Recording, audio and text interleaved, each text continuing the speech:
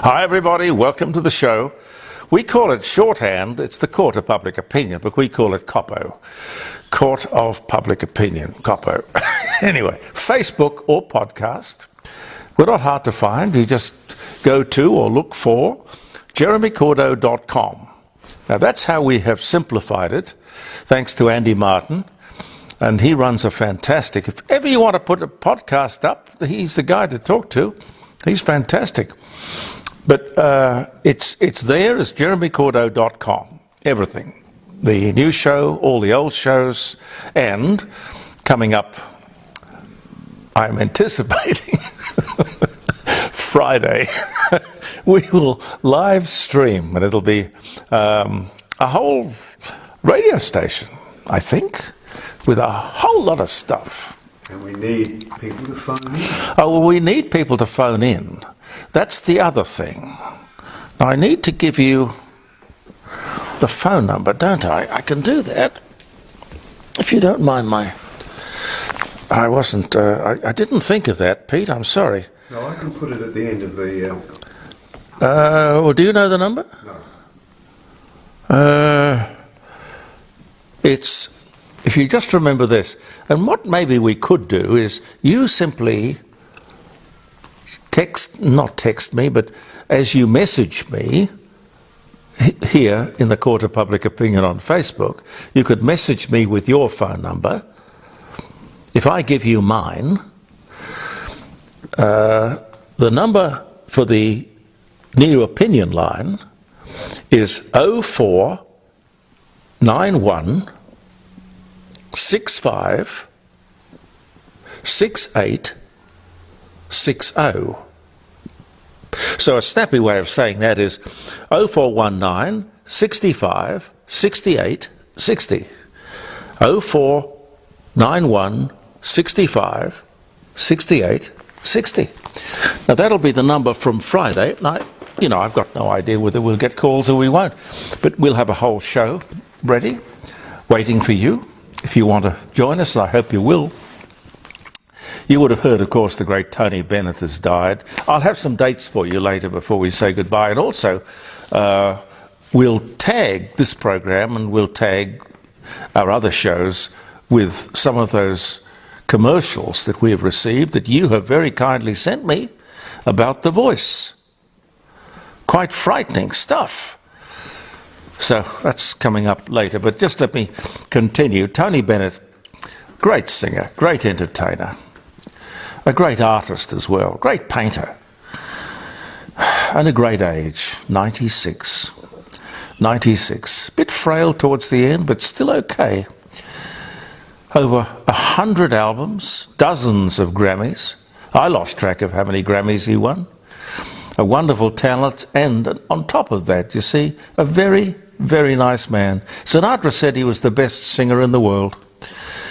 And if Sinatra said that, it meant something. I'm sure he'll rest very easily. The late Bert Newton's birthday on the weekend sort of slipped by. School's back tomorrow? No, actually today. Yeah. If we have any kids listening or looking, I hope you had a good break. Parents will probably be very happy to pack you off with Vegemite sandwiches and without your telephone. Pete, times have changed since we went to school. God. A promotion to draw our attention to the importance of being an organ donor. That'll be on all week. Wouldn't hurt to run it all year, frankly. Don't take your organs to heaven. God knows we need them here. That's one of the best slogans ever, and well worth repeating. And you can do that through your Medicare card, or you can do it through your driver's license. Cost of living figures out on Thursday. This will be the quarterly figures, a much better snapshot than the monthly figures. These are the inflation figures, and will determine whether or not, largely, interest rates will go up next month, which is really basically only next week. I was predicting an uptick in unemployment As you would know by now, surprisingly, unemployment has fallen to 3.5%, with an estimated 33,000 new jobs discovered or created. I'm not sure actually how you create a job. A healthy economy creates a job. So it's down from 3.6 to 3.5, not earth-shattering, but on the surface, it's good news. But of course, more pressure on the Reserve Bank to lift interest rates. You see, you can't have an economy booming or getting along well, can you? It's all about slowing everything down. Even if it means putting people out of work, which I'm not in favour of. For the first time since the dollar was introduced back in 1966, which I remember well, the dollar and cents thing, I never quite understood the necessity to do it. But anyway, for the first time since the dollar was introduced, the amount of cash in circulation has fallen. Not just fallen quite dramatically. There's $1 billion less in circulation than 2 years ago. Now, that's not because we're tearing up the money and throwing it away. No, it's being withdrawn. This is real evidence that we are not moving, we are being pushed towards being a cashless society, which particularly will hurt elderly people and the regions, more than anyone else probably. But they clearly want us out of the banks and away from ATMs and away from money. Some banks don't even have cash on the premises. We're going to have to work and live and play and shop using digital currency. What do you think of that? Pete, do you resent it? Do you accept it? What do you do? I resent it, totally. I do too. Yeah. I do too. It's not that I go around with money in my pocket, but the point is I want to have the option. Anyway, message us, or come Friday you'll be able to ring us and say a lot about what you think, not only about the stuff we're talking about, but the stuff that's on your mind. With the help of a compliant and under-researched media, the stories of a European heatwave, absolutely compelling, I don't deny it for a minute. But what caught my eye was, number one, they were talking about the temperature being over 40 degrees. Shock horror, which we're quite familiar with and have been here in South Australia for many years. We get about 20 days every summer where it's uncomfortable. Temperatures can be well over 40 degrees. That's the way things are. But the other thing that stuck out in that story, the journalist doing the story said, it has been 50 years since it was as hot as this.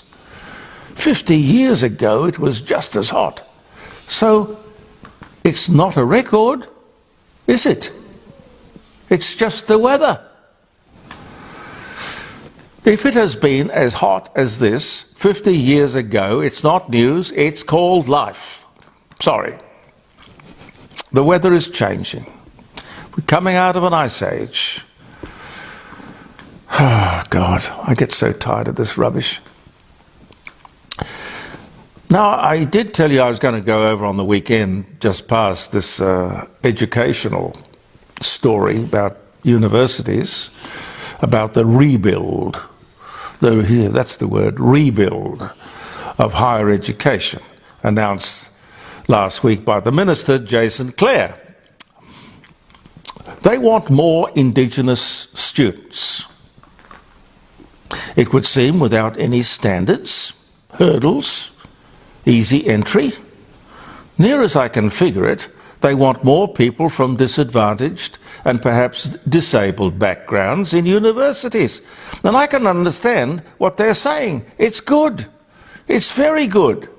But students, regardless of the colour of their skin, their ability or disability, or their background, they have to rise to the occasion. You can't lower the standards of universities just because you want more diversity, more deserving students. You will get more students, yes, but will you get a better outcome? Everything should be judged by the outcome. And it's my experience, as it is with most people, the struggle to get to university, to suffer the setbacks, to survive, to fight another academic day, and yes, to fail. Yes, fail. It's all part of the preparation for which people go to university. Society has to believe that graduates have got there on their merits. They have not been given some kind of helping hand based on the colour of their skin or their impairment, just so they can say they graduated. If you don't graduate being worthy of graduation, what's the point? If you haven't really earned that degree, it means nothing. If you say, as the minister did, the old 50% failure score for exams doesn't apply to a certain group of people, it will apply to other students, able-bodied students, but the black and the disabled and the disadvantaged have a completely different scale, different judgment. You're going to destroy the value of a tertiary education. And you can't bloody well see that? A degree will mean absolutely nothing.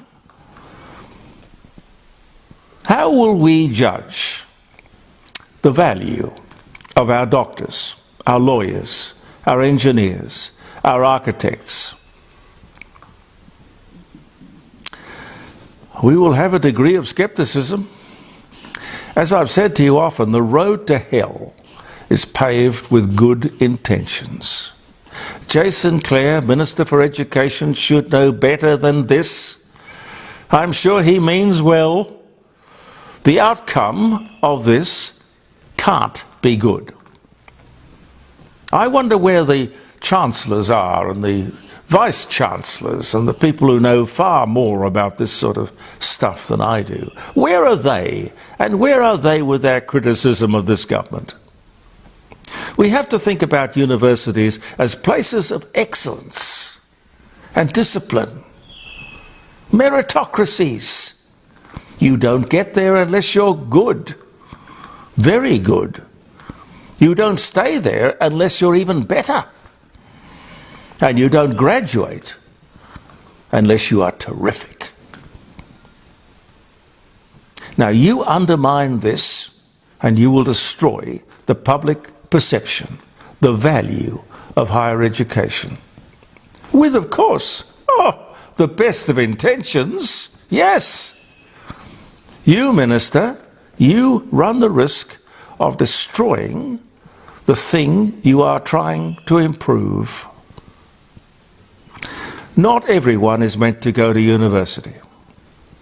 I wasn't, and I chose another way, happily.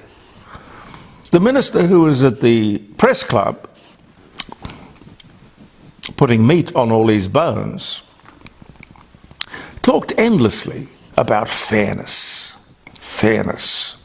Minister, I'm sorry. I don't know what world you live in. Nothing is fair. Life isn't fair. Forget fair.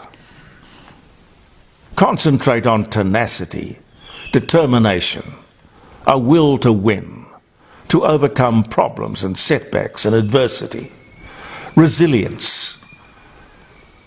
These are the things. These are the things that are also a very important part of education. And of course life, for which university is meant to be preparing people for. Have I got time for one more, Pete? This is from John Cleese. Someone, I can't remember, I'm sorry. Someone sent it to me. I love John Cleese. He's so irreverent. He says, I keep reading that film studios are contemplating replacing writers and actors by using artificial intelligence to mimic their talents. Surely it could be easier and more efficient to replace the executives since they have no talent at all. Problem fixed.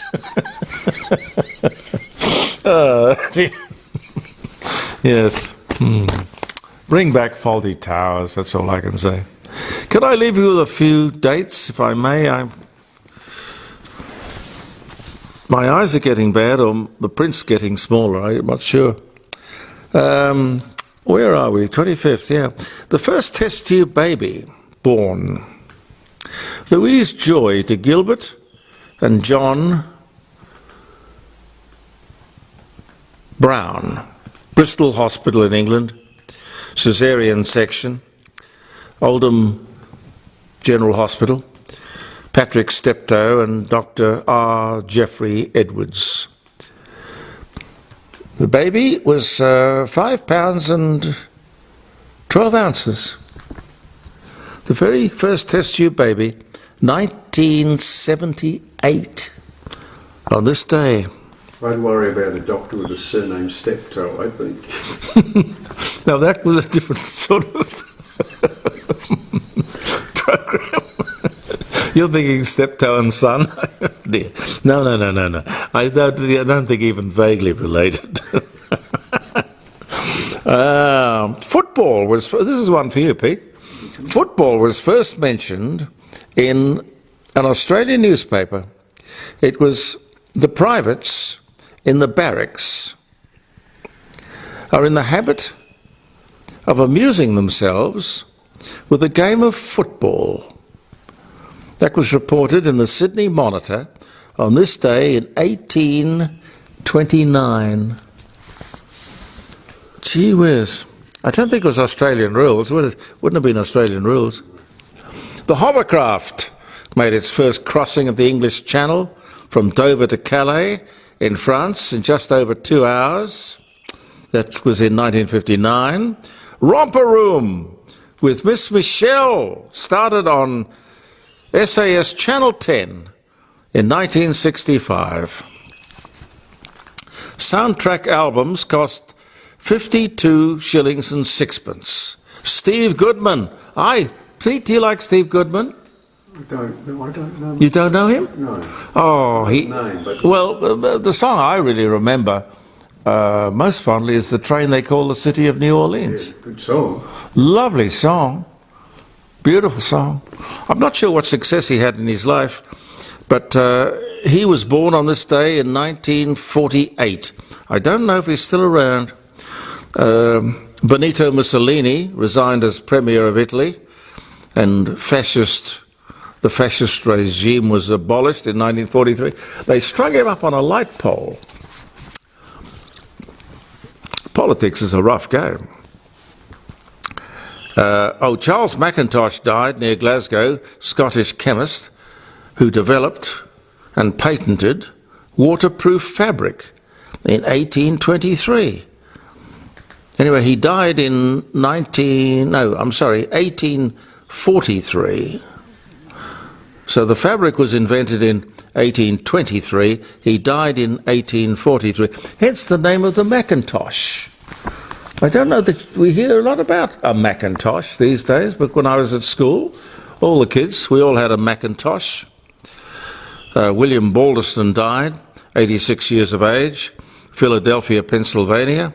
Former chairman of the giant Philco Corporation, credited with the idea of putting radios in cars and radar units in ships and planes, 1983. And, one more, WikiLeaks leaked to the public more than 90,000 internal reports and memos and all sorts of stuff on Afghanistan.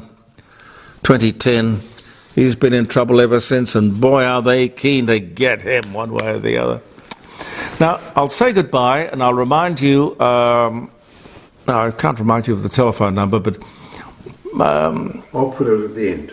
Okay, we'll put the telephone number for you to dial up on Friday when we are going live streaming in the Court of Public Opinion, and I'll say goodbye with this, which is another one of those pieces that someone, I'm not sure, that some of them were sent to me anonymously, others were sent to me proudly signing off on them, but they're all quite pertinent to this thing called The Voice, and we must be acutely aware of what we are sailing into if these people continue with their mission.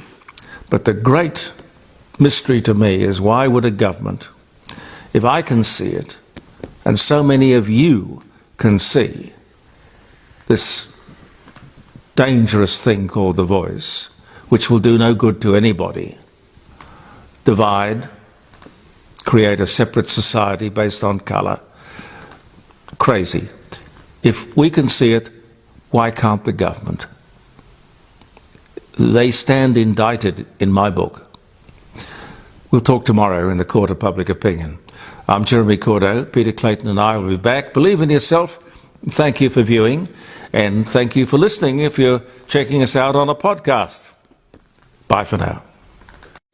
The people who stand with me on this stage I regard as giants. Thomas Mayo. Thomas Mayo written a handbook called the Voice to Parliament Handbook. All the detail you need. Thomas Mayo is a signatory to the Uluru Statement from the Heart, but was also entrusted with the physical document. Mayo is part of the referendum working group. He spent 18 months travelling around Australia to garner support for an Indigenous voice to Parliament. And I tell you what, we are sick of governments not listening to our voice. We are going to use the rule book of the nation to force them. There is nothing more powerful than building a First Nations voice, a black institution, a black political force to be reckoned with. Keep going until we change the system, until we tear down the institutions that harm our people. And also to pay respects to the elders of the Communist Party, who I think, without a doubt, have played a very important role in our activism. You know, this is the first step.